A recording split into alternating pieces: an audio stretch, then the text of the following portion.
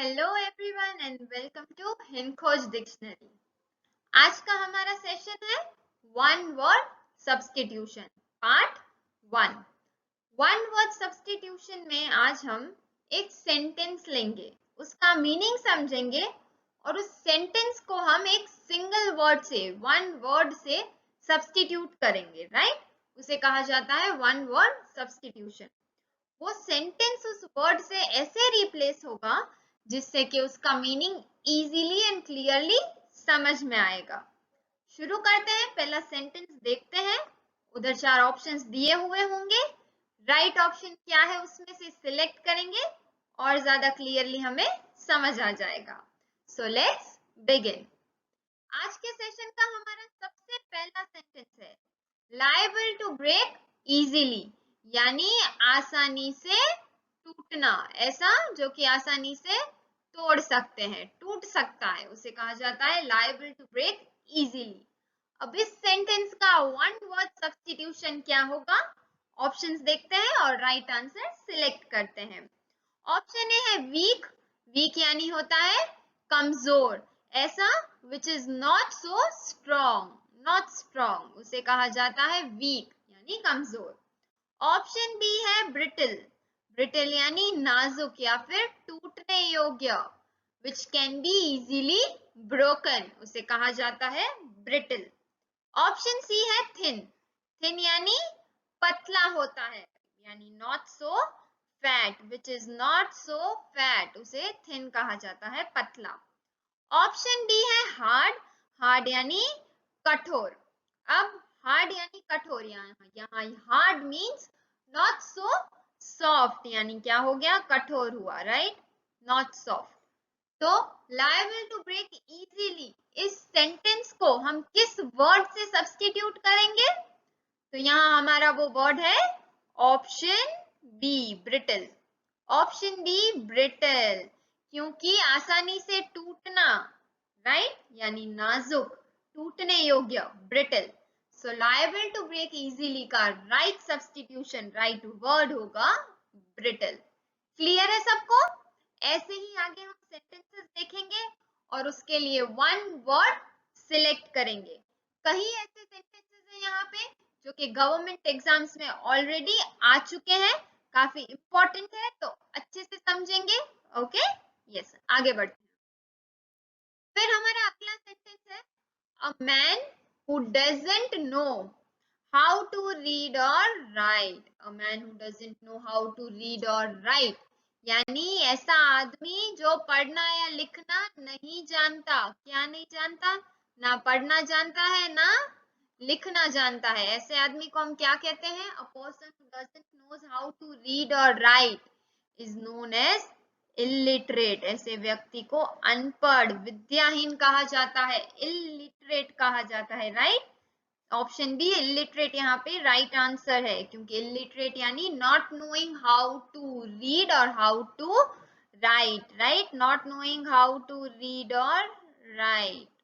Option A है uneducated. Uneducated को हमने सिलेक्ट नहीं किया क्योंकि अनएजुकेटेड यानी अशिक्षित होता है, लैक ऑफ एजुकेशन जिसे के कह सकते हैं, या फिर थोड़ी सी शिक्षा मिलना, having a little education at the school, उसे भी अनएजुकेटेड कहा जाता है, राइट।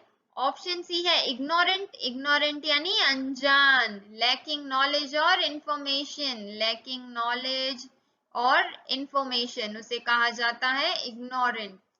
ऑप्शन डी है ऑब्लिवियस। ऑब्लिवियस का मीनिंग क्या होता है? बेखबर कहा है हमने यहाँ, जैसे कि आप देख पा रहे हैं, लेकिन ऑब्लिवियस यानी नॉट नोटिसिंग और not realising what is happening. क्या हो रहा है आसपास, क्या घटना घट रही है, उससे एकदम ही बेखबर होना, उसे कहा जाता है ऑब्लिवियस, जो कि है ऑप्शन डी।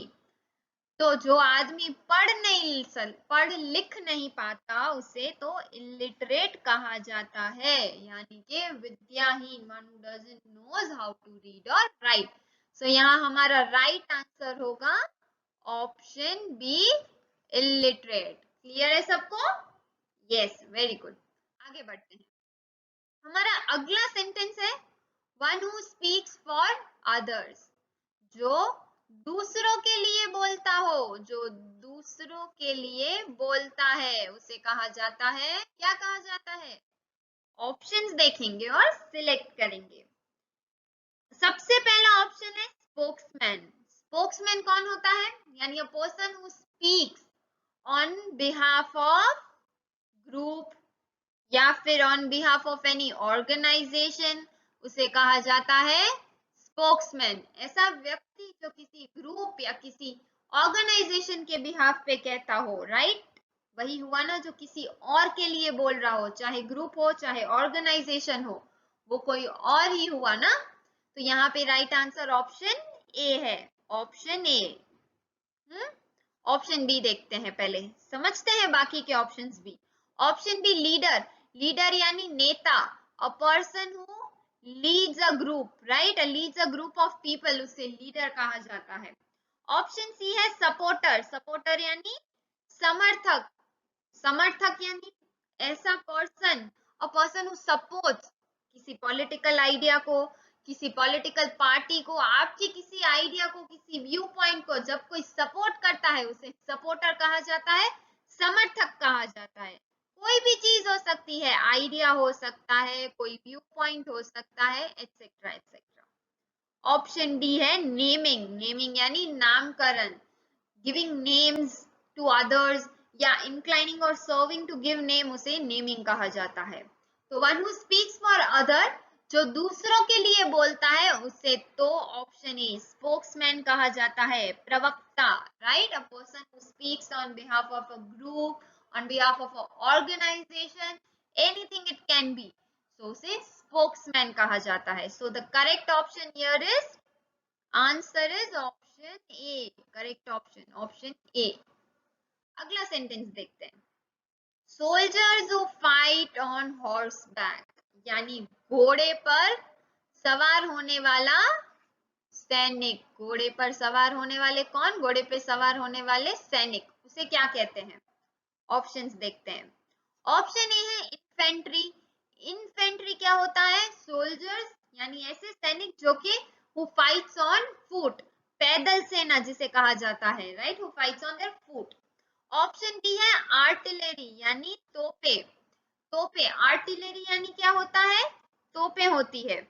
ऑप्शन सी देखते हैं। तोपे यहाँ पे इसका मतलब, पहले ऑप्शन बी समझ लेते हैं अच्छे से। आर्टिलरी का मीनिंग हुआ लार्ज या फिर हैवी गन्स, जो कि अक्सर व्हील्स को मूव करने के लिए इस्तेमाल की जाती है, राइट? तो वो हुआ तोप। ऑप्शन सी है कैवेलरी यानी घुड़सवार सेना, a part of army that fought on horses। पहले के टाइम पे ऐसा होता था कि एक पार्ट ऑफ आर्मी ऐसी रहती थी जो घोड़े पर लड़ाइयां करती थी। ऐसा हमने कई सारे सीरियल्स है, पिक्चर्स है, मूवीज है, उनमें देखा होगा। और ऑप्शन डी है आर्मर्ड यानी कवच वाला, जिसे कि बख्तरबंद कहा जाता है, ऐसा which is covered with metal, right? ऐसा जो मेटल से कवर्ड होता है, क्यों? ताकि किसी अटैक से उन्हें प्रोटेक्ट किया जाता है, राइट? उसे कहा जाता है आर्मर्ड। तो यहाँ पे soldiers who fight on horse back यानी घोड़े पर सवार होने वाले सैनिक, उससे जो वर्ड सब्स्टिट्यूट होगा, जो राइट आंसर यहाँ पे हमारा होगा, वो है ऑप्शन सी कैवेलरी, क्योंकि विच मीन्स घोड़सवार सैनिक, the part of army that fought on horses. और soldiers who fight on horseback, दोनों का एक ही मीनिंग हुआ। तो soldiers who fight on horseback का सब्स्टिट्यूट वर्ड होगा cavalry, is the right answer here, which is option number C. Option C cavalry is the right answer. Clear है सबको? Yes. Infantry, artillery, cavalry, armoured, इन सब की meaning fight से related है, soldier से रिलेटेड है। तो जो मैच हो रहा था वो कैवेलरी था, राइट? यस। अगला सेंटेंस देखते हैं। A man having no hair on the scalp, क्या कहा जा रहा है? A man having no hair on the scalp यानी एक आदमी जिसके सर पर बाल नहीं है, बाल नहीं होते, राइट? उसे क्या कहते हैं? गंजा कहते हैं ना हिंदी में, राइट? गंजा कहा जाता है यानी बाल्ड, राइट? हैविंग लिटिल और no hair on the head, yes, having little hair और नो हेयर, राइट, उसे कहा जाता है गंजा, which is the right answer here. लेकिन ऑप्शन ए बी सी को समझ लेते हैं। ऑप्शन ए है हॉरी, यानी सफेद छोटे बाल वाला, राइट, हॉरी यानी सफेद छोटे बाल वाला, ओके, या ग्रेइश व्हाइट जिसे कहते हैं, अगर हम इंग्लिश में कहें तो हॉरी यानी ग्रेइश व्हाइट होता है। ऑप्शन बी है गॉडी, ये तो पता ही होगा, सो गॉडी यानी भड़कीला, टू ब्राइट कलर्स, राइट, उसे कहा जाता है गॉडी। ऑप्शन सी है नेकेड, नेकेड यानी नंगा या फिर बेयर जिसे कह सकते हैं, नॉट वेयरिंग एनी क्लोथ्स, उसे नेकेड कहा जाता है। तो यहाँ हमारे सेंटेंस से जो वर्ड सब्स्टिट्यूट होगा वो है बाल्ड, गंजा, a man having no hairs on the scalp यानी गंजा, bald. Right answer here is option D. Yes, सब समझ पा रहे हैं सारे सेंटेंसेस, उसे हम एक वर्ड से सब्स्टिट्यूट कर रहे हैं। सेंटेंस का जो मीनिंग है वही मीनिंग समझ के उसके लिए एक राइट वर्ड सिलेक्ट कर रहे हैं। आगे बढ़ते हैं। अगला सेंटेंस है टू इंजर वंस रेप्यूटेशन, किसी की प्रतिष्ठा को ठेस पहुंचाना, yes, to injure one's reputation. Options देखते हैं। ऑप्शन ए है डिफेम, डिफेम यानी बदनाम करना, to harm somebody by saying, by writing something bad, उनके बारे में कुछ बुरा बोल के उन्हें बदनाम कर रहे हैं, या उनके बारे में कुछ गलत लिख के उन्हें बदनाम कर रहे हैं, गलत चीजें बता रहे हैं दूसरों को, फॉल्स थिंग्स, राइट, उसे डिफेम करना कहते हैं, बदनाम करना, राइट, जिसे कि हिंदी में बदनाम करना कहा जाता है। तो किसी की रेप्यूटेशन को इंजर करना या डिफेम करना, it's all the same. So to injure one's reputation is called defame. Option right answer option A है यहाँ पे, लेकिन बाकी के ऑप्शन हम जरूर समझेंगे। रेडिक्यूल यानी बेहुदा होता है, means to mock, to make unkind comments that make fun of somebody, किसी के बारे में अनचाहा ऐसा कमेंट पास करना जिससे किसी और का मजाक बन सकता है, राइट, उसे कहा जाता है रिडिक्यूल, बेहुदा, एकदम ही सिली सा होता है। ऑप्शन सी है मॉक, मॉक यानी उपहास करना, मॉक यानी उपहास करना, किसी पे हंसना, राइट, किसी का मजाक बनाना एक तरीके से। ऑप्शन डी है एजिटेट, एजिटेट यानी हलचल मचाना या आंदोलन करना, ऐसा हमने यहाँ समझाया है, लेकिन एग्जैक्टली एजिटेट का मीनिंग क्या होता है, कोई ऐसी चीज जिसपे आप एकदम से भरोसा करते हो, समथिंग जो आपको चाहिए, उसके लिए आर्ग्यू करना, दूसरे लोगों को अपना ओपिनियन जो है स्ट्रांगली बताना, ताकि उस चीज को अचीव करने में वो आपकी मदद कर सके, उसे कहा जाता है एजिटेट। जैसे आंदोलन करना है, राइट, इसका मीनिंग हमने यहाँ आंदोलन करना लिखा है। अब आंदोलन कब होता है, जब सब लोगों का पॉइंट ऑफ व्यू सेम हो और वो सब जने एक ही चीज के लिए आंदोलन पे बैठे हुए हो, राइट, तो उसे एजिटेट कहा जाता है। जो आप बिलीव करते हो स्ट्रांगली, वो चीज का भरोसा दूसरों में जगाना और साथ मिलकर उस चीज को अचीव करना। लेकिन यहाँ पे हमारा राइट आंसर क्या है, टू इंजर वंस रेप्यूटेशन यानी to defame, defame is the right answer here, which is option number A. Clear है सबको? Yes, very good. आगे बढ़ते हैं, अगला सेंटेंस देखते हैं। That through which light can not pass, sentence है that through which light can not pass, जिससे होकर प्रकाश नहीं गुजर सकता, जिससे होकर क्या नहीं गुजर सकता, प्रकाश नहीं गुजर सकता, उसे क्या कहा जाता है। ऑप्शंस देखते हैं। ऑप्शन ए से शुरू करते हैं। ऑप्शन ए है ल्यूसिड, ल्यूसिड यानी चमकदार या फिर स्पष्ट, ल्यूसिड यानी क्या होता है, means clearly, clearly expressed, clearly express जिसे कहा जाता है ल्यूसिड, क्लियरली जिसे एक्सप्रेस किया है, जिसे समझने में बहुत ही आसानी होती है, इजी टू अंडरस्टैंड, वो होता है ल्यूसिड, एकदम स्पष्ट। ऑप्शन बी है ट्रांसपेरेंट, ट्रांसपेरेंट यानी yes, allowing you to see through, पारदर्शी, आर पार का देख सकते हो, राइट, वो होता है ट्रांसपेरेंट। ऑप्शन सी है हेजी, हेजी यानी धुंधला धुंधला, नॉट क्लियर, हेजी यानी धुंधला, not clear because of hedge भी हो सकता है। ऑप्शन डी है ओपेक, ओपेक यानी अपारदर्शी, अस्पष्ट। क्या था यहाँ? ट्रांसपेरेंट यानी पारदर्शी। क्या था उसका मीनिंग? आर पार देख सकते हैं, allowing you to see through. और ओपेक यानी अपारदर्शी, so not clear enough to see through, not clear enough, जिससे आर पार नहीं देखा जा सकता, अस्पष्ट है, उसे कहा जाता है ओपेक। तो सेंटेंस क्या था? That through which light can not pass, जिससे होकर प्रकाश नहीं गुजर सकता, उसे कहेंगे option D opaque. So one word substitution इसका होगा ओपेक, ऑप्शन डी, राइट। सो यहाँ पे हमारा करेक्ट वर्ड है ओपेक। जिन्होंने भी ऑप्शन डी ओपेक सोचा, सही सोचा, जिससे होकर लाइट नहीं गुजर सकती, यानी कुछ क्लियर इनफ नहीं है, जो लाइट को अलाउ नहीं कर रहा गुजरने के लिए, टू पास थ्रू, वो होता है ओपेक।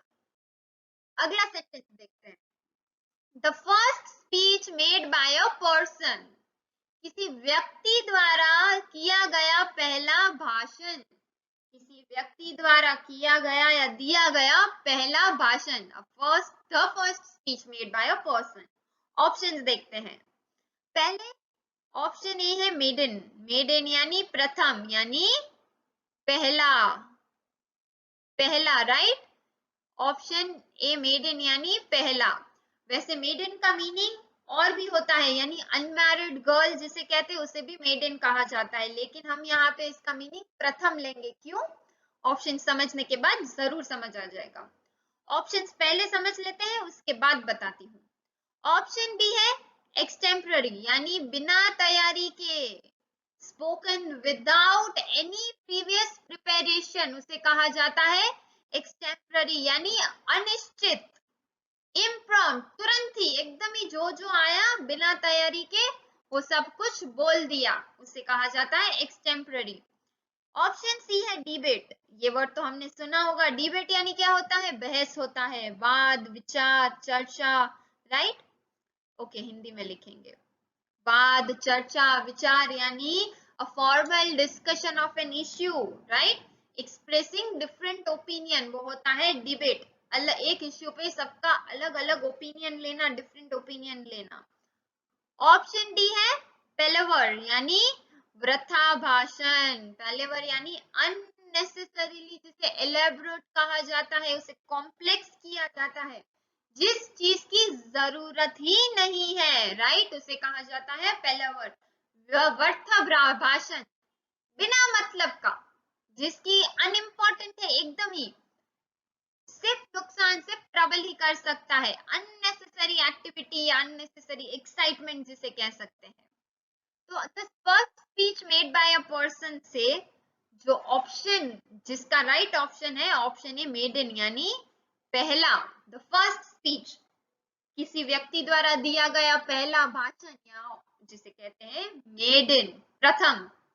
अब यहाँ पे हमें समझना है, इंग्लिश वर्ड्स के कई मीनिंग्स हो सकते हैं, लेकिन हमें सेंटेंसेस ऑप्शंस के अनुसार सोच समझकर उसे सिलेक्ट करना है। मेडन का मीनिंग मैंने स्टार्टिंग में बताया, अभी आपको अनमैरिड गर्ल भी होता है, लेकिन हम उस ऑप्शन को नहीं लेंगे, उस मीनिंग को नहीं लेंगे, हम मीनिंग लेंगे प्रथम, क्योंकि मेडन यानी प्रथम, प्राइम, ये भी मीनिंग होता है उस वर्ड का।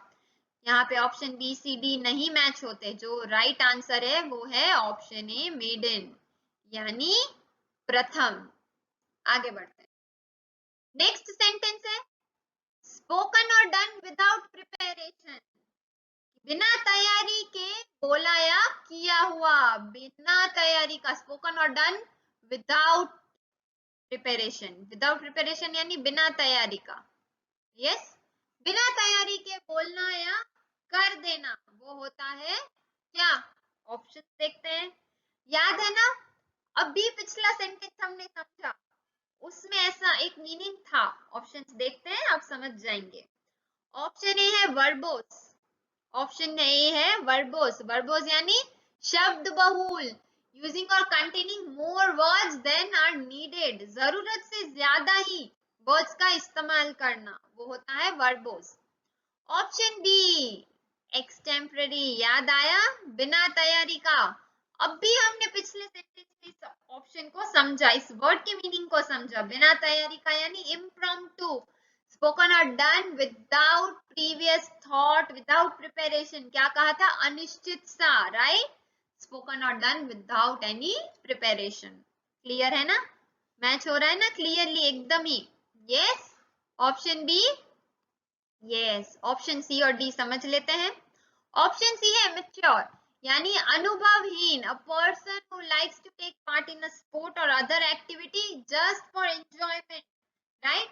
सिर्फ एंजॉय करने के लिए किसी एक्टिविटी कंपटीशन में पार्ट लेते हैं, तो जॉब उसे नहीं लेते हैं, अनुभवहीन, इमेच्योर कहा जाता है उसको। ऑप्शन डी है वर्बेटिम, यानी प्रतिशब्द। वर्बेटिम यानी प्रतिशब्द, in exactly the same words as were used originally. जैसा ओरिजिनली जो वर्ड्स यूज करे गए थे, किए हुए थे, एग्जैक्टली वैसा ही कहना, जैसा बोला या लिखा गया ठीक वैसा ही, उसे कहा जाता है वर्बेटिम, शब्दश, राइट? तो ये तो सेंटेंस बहुत ही क्लियर है। अगर हमने ध्यान से आज की इस वीडियो को देख रहे हैं, आप समझ रहे हैं, तो ये सेंटेंस सुनते ही आप समझ गए होंगे कि इसका राइट आंसर होगा option B, extemporary, right? Which means without any preparation. जो बोला या किया गया है सब कुछ इम्प्रॉम्प्ट है, तुरंत उसी वक्त पर, राइट? यस। आगे बढ़ते हैं, देखते हैं हमारा next sentence. Fit to be eaten यानी खाने लायक। फिट टू बी ईटन यानी खाने लायक क्या होता है, देखते हैं। ऑप्शन ए है लेजिबल, यानी पढ़ने योग्य। लेजिबल यानी क्लियर इनफ टू रीड, जिसे आसानी से अच्छे से पढ़ा जा सकता है। ऑप्शन बी है क्रेडिबल। क्रेडिबल यानी विश्वसनीय, that can be believed, that can be trusted, जिस पे भरोसा किया जा सकता है, विश्वास किया जा सकता है। ऑप्शन सी है ऑडिबल। ऑडिबल यानी audible, am I audible, clear, that can be heard clearly, ऐसा जो सुनाई देने योग्य होता है, राइट? आसानी से एकदम क्लियरली जिसे आप सुन पाते हैं, that is audible। Option D है एडिबल। देखिए ऑडिबल और एडिबल डिफरेंस है। एडिबल यानी खाने योग्य होता है, suitable to be eaten, right? fit to be eaten या फिर suitable to be eaten, कुछ भी कह सकते हैं। एडिबल और ऑडिबल स्पेलिंग में डिफरेंस है, प्रोनाउंसिएशन में डिफरेंस है, ध्यान रखेंगे। तो यहाँ पे fit to be eaten से जो ऑप्शन होगा मैच, वो है option D. So one word substitution for the sentence fit to be eaten is option D, edible. Edible is the right answer here, right? Edible, option D. Okay. तो ये हमारा आज का सेशन था, one word substitution. उम्मीद है आपको अच्छे से समझ आया होगा। सेंटेंस के मीनिंग, ऑप्शंस, उनके मीनिंग, कैसे हमने राइट आंसर सिलेक्ट किए, यस, क्लियर होगा सबको। तो ये वीडियो अगर आपको पसंद आया होगा तो इसे लाइक, कमेंट और शेयर जरूर कीजिएगा। हमारी चैनल को सब्सक्राइब कर लीजिए और बेल आइकन प्रेस कर लीजिए, ताकि हमारे नेक्स्ट अपकमिंग वीडियो का नोटिफिकेशन आपको तुरंत मिल जाए। तो अब हम फिर मिलेंगे नए वीडियो के साथ। धन्यवाद।